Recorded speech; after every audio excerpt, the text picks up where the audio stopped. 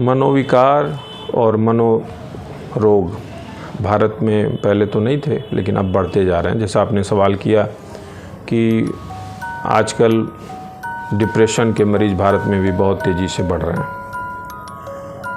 Depression, मुझे जहाँ तक लगता है कि हमारा जो सामाजिक ताना बाना अब बदल रहा है, समय के अनुकूल बदलाव हम हर समय होते हैं, हमारे समय में भी हो रहे हैं। तो जब बदलाव होते हैं तो पारिवारिक स्ट्रक्चर बिगड़ते हैं।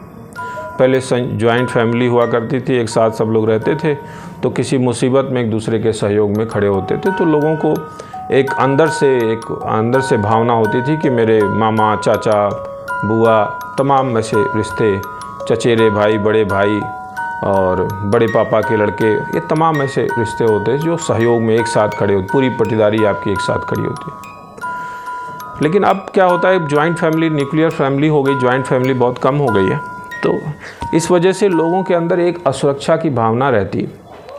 और दूसरा, महानगरों में लोगों का जो पलायन हुआ है, छोटे गांवों से अब दूर दराज के जाकर रहते हैं, मुंबई, दिल्ली और अन्य बड़े शहरों में रोजी रोटी के लिए, तो वो अपने आप को अकेला महसूस करते हैं। और जब आदमी अकेला होता है तो मनोवैज्ञानिक तरीके से वो अपने को महसूस करता है कि मैं कमज़ोर हूँ।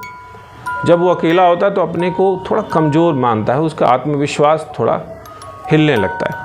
और उस परिस्थिति में अगर कोई परेशानी आ गई, कोई समस्या आई उसके जीवन में, नौकरी छिन गई या पत्नी ने धोखा दे दिया या गर्लफ्रेंड ने धोखा दे दिया या किसी तरह से कहीं असफल हो गए, किसी पढ़ाई में असफल हो गए, फेल हो गए, तो वो उनके पास कोई और ऑप्शन होता नहीं। और धर्म और आध्यात्म पर उनका भरोसा है नहीं, ईश्वर पर उनको कोई भरोसा नहीं। तो ऐसे में उनको विषाद से जाने में, डिप्रेशन में जाने से कोई रोक नहीं सकता।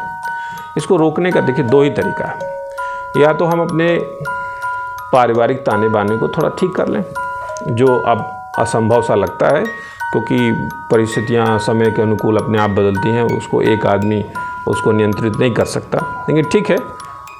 और दूसरा ऑप्शन है इसका कि हम धर्म और ईश्वर के प्रति हमारी आस्था बहुत दृढ़ हो।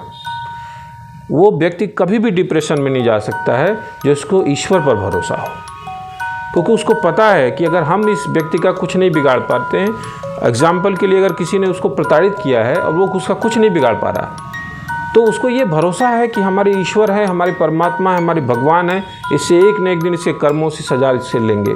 तो उसको अंदर से फीलिंग रहती है कि चलो हमारा बदला हम तो नहीं ले पा रहे, लेकिन परमात्मा, हमारे भगवान लेंगे। लेकिन अगर वो ईश्वर को नहीं मानता है, अगर उसको ईश्वर पे विश्वास नहीं, पहले से उसको ईश्वर से कोई विश्वास नहीं है, तो उसको जब चारों तरफ से वो निराश हो जाता है, समाज से, परिवार से, पुलिस से, न्यायालय से, कहीं से उसको कोई मदद नहीं मिलती, तो अब वो कहाँ जाए? ईश्वर पे तो भरोसा है नहीं। तो जब उसको ईश्वर पे भरोसा नहीं तो वो डिप्रेशन की स्थिति में चला जाता है। फिर तमाम तरह के मनोरोग उत्पन्न होते हैं। और ये बड़ी चिंताजनक बात है कि छोटे बच्चों से लेकर बड़ों में भी विषाद की स्थिति, डिप्रेशन के मरीज बहुत तेज़ी से बढ़ रहे हैं भारत में। पहले भारत में ऐसा नहीं था, लेकिन ये मेरा मानना है कि सबसे प्रमुख कारण है कि विश्वास ईश्वर पर ना होना। ईश्वर पर विश्वास ना होने की वजह से लोगों में डिप्रेशन की, विषाद की संभावनाएं और बढ़ रही हैं। और न्यूक्लियर फैमिली होने से लोग अकेले हो गए हैं। अकेले हो जाने से असुरक्षा की भावना उत्पन्न होगी। असुरक्षा की भावना से ही डिप्रेशन जन्म ले रहा है।